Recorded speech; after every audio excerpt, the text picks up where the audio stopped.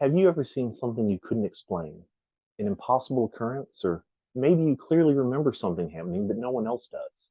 Simulation theory may hold the answer.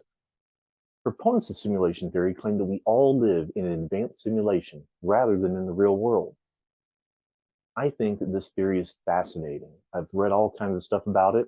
Today, I would like to present arguments for and against this theory, and then let you reach your own conclusions.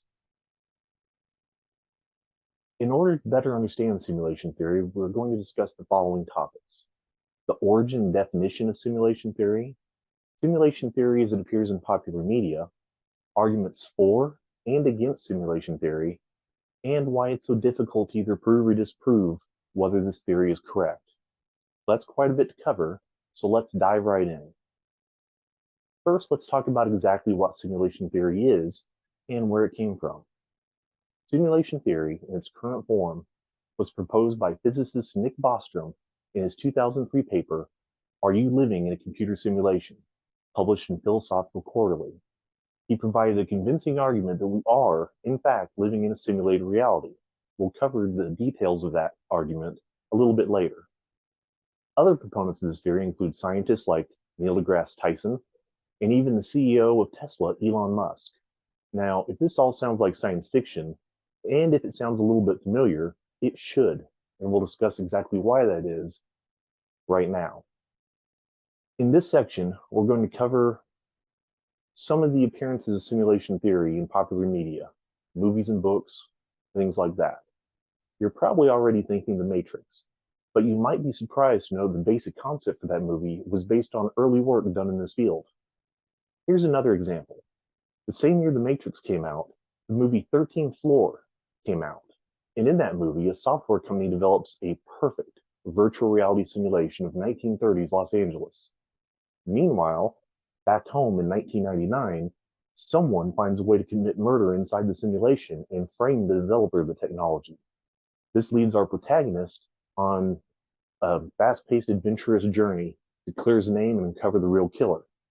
In the end, spoiler alert, we find that the original 1999 world that everybody's from is also a simulation created by a future society.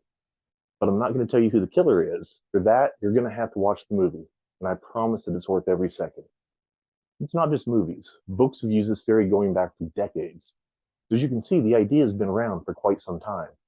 Now, I know what you're thinking. Might make for an interesting story, but it can't be real, right? Well, let's look closer. According to Bostrom's theory, with the current advancements in computer technology, future generations will be able to create flawless simulations of life as we know it. And assuming that they possess this ability, of course they will, and they'll probably run millions of simulations for various reasons. Given that, the odds that we're living in one of these simulations, rather than in the real world, is almost 100%. Neil deGrasse Tyson also supports this theory, even going so far as to say that he personally believes it's very likely we're living in a simulation. And Elon Musk has said, if you assume any rate at all in improvement for video games, they'll eventually be indistinguishable from reality. Then he concluded that it's most likely we're in a simulation. There are many strong arguments for this theory, many of which I found in Maria Baker's book, Simulation Theory, a reference book. One of these comes from theoretical physicist James Gates, who claims he found what appears to be actual computer code embedded in the fabric of the universe in the equations of string theory.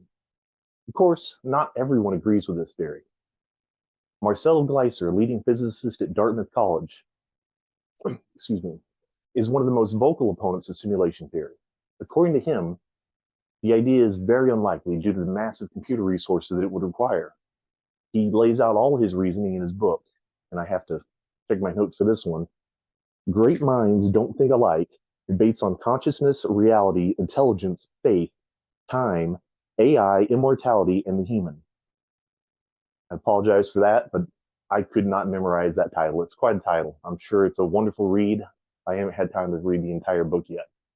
But I did read where Gleiser says that instead of trying to prove or disprove simulation theory, we should instead just have the humility to accept that there's mystery all around us. Frank Wicksik, another famous physicist, raises a different objection. In his book, Fundamentals, 10 Keys to Reality, saying the laws of the universe have so much complexity, which isn't necessary to the function of the universe, there's no way it would be a simulation. It would just be wasteful.